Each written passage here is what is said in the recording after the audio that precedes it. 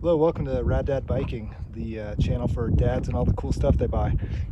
I'm up here on a trail that shall not be named, beating out this thunderstorm about to hit me, and I thought this would be a good time to show you the new, completely modified Turbo Levo comp carbon that I got here.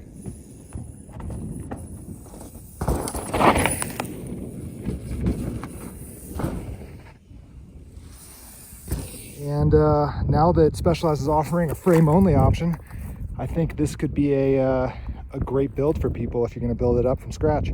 So the first thing that's different about this, and I know that this technically will void the warranty, but this is a 170 Fox 36 fork on here.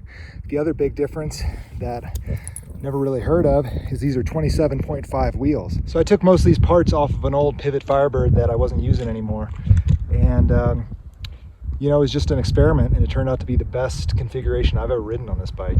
So the 27.5 wheels here are a huge change in how the bike handles. It's much more nimble, it's much faster side to side. The 27.5 Fox 36 is going to have that 27.5 offset, which is for around 44. So it's kind of keeps it a little more stable at speed, but with the smaller wheels, it's really nimble side to side.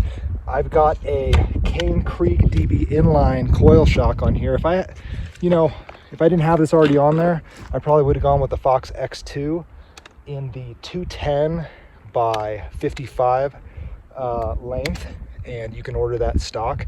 The other difference I made is these are the Hope e-bike 155 cranks.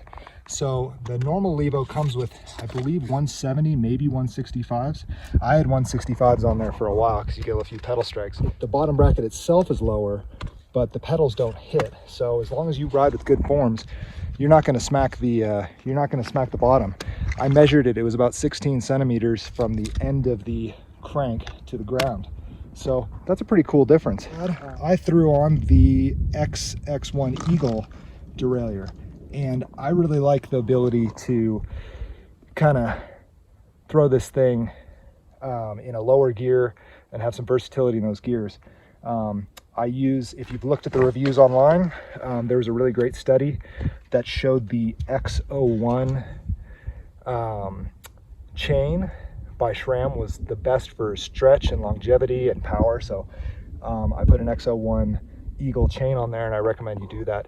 The GX Eagle had significantly more chain stretch, and the chain stretch just eats the crap out of the low teeth in your derailleur, so it's important to do that.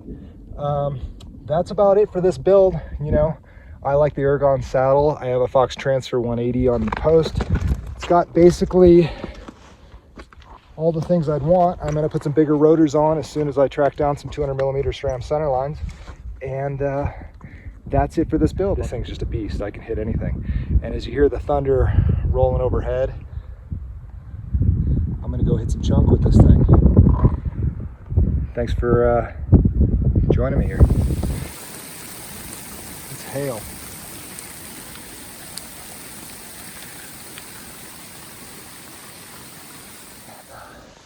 I got away from my bike. I figure I don't want, you know, crazy static electricity or just damn metal parts and a big electric battery.